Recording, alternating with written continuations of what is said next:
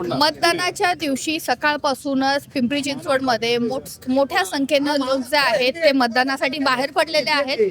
रोहित पवार सुद्धा आज पुणे आणि पिंपरी चिंचवड मधल्या मतदान केंद्राला भेटी देत आहेत आणि ह्या भेटी देत असताना पिंपळे गुरवमध्ये आमदारांच्या बालेकिल्ल्यामध्ये मिसळवरती ताव मारतायत। आज सकाळपासून वेगवेगळ्या मतदान केंद्रांना भेटी देत आहे।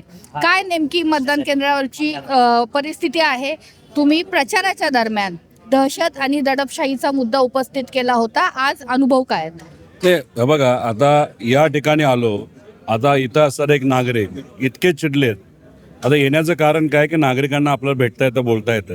या नागरिकाचं असं मत आहे की 54 नंबरची शाळा, 29 नंबरचा आपला प्रभाग, तिथे आज जे अधिकारी बसलेले आहेत ते जगताप जे आमदार आहेत भाजपचे, त्यांचे नातलग, त्यांच्या परिचयाची लोक, त्यांच्या फेवरमधले लोक, हे गव्हर्नमेंटकडनं तिथं अधिकारी म्हणून त्यांना त्या ठिकाणी नियुक्ती करण्यात आलेली आहे आणि ते आज बसून कुठं ना कुठंतरी प्रभाव हे मतदारांवर आणतात असं त्यांचं मत आहे।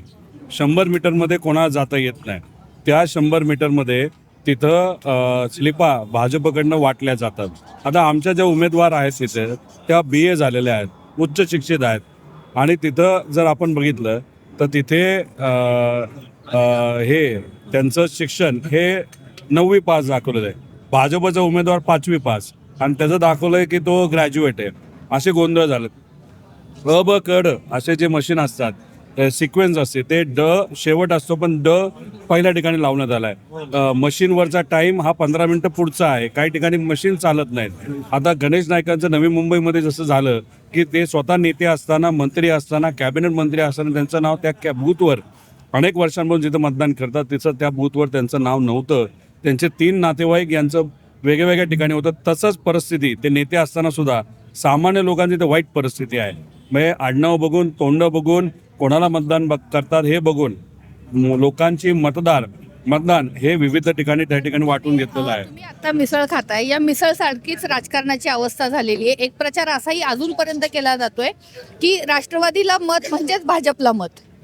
हे बघा, कोण काय करते मला बघा, हे मिसळमध्ये जसा गोंधळ असतो ना तसा इलेक्शन कमिशनमध्ये गोंधळ झालेला आहे आणि ज्या पद्धतीने दादांनी प्रचार केला, कार्यकर्त्यांनी प्रचार केला, त्यामुळे भाजपला मिरची नक्की लागलेली आहे आणि ही मिरची लागल्यामुळेच काल रात्रीपर्यंत भाजपकडनं पैशाचा अमाप वापर केला गेला।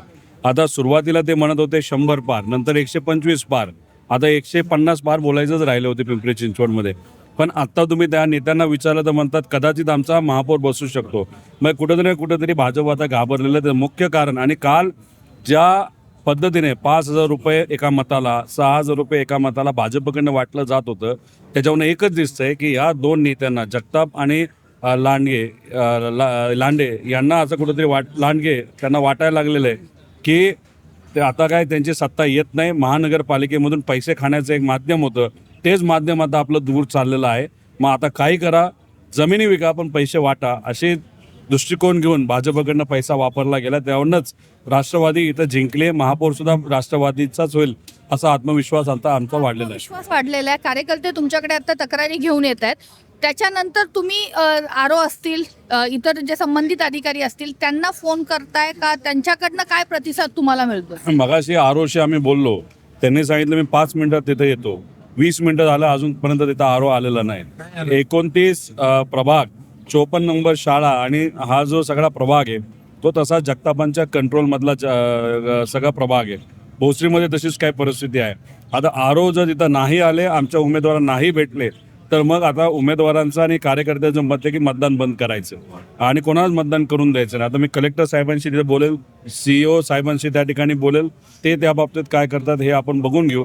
पण शेवटी लोकांची जर कंप्लेंट असेल तर ते आरोला ऐकावंच लागतं, तो कितीही कोणाच्या दबावाखाली असला तरी। लोकांची कंप्लेंट असेल तर आरोला ते ऐकावं लागेल, परंतु एकूणच जो काही प्रचार झालाय त्यानंतर भाजपला मिरची लागलेली आहे आणि त्यामुळेच इथला महापौर जो आहे तो राष्ट्रवादीचा होईल असा विश्वास रोहित पवारांनी व्यक्त केलाय। तरी नेमकं काय होईल हे आपल्याला उद्या समजणार आहे। अश्विनी सातोडोके, आसपास।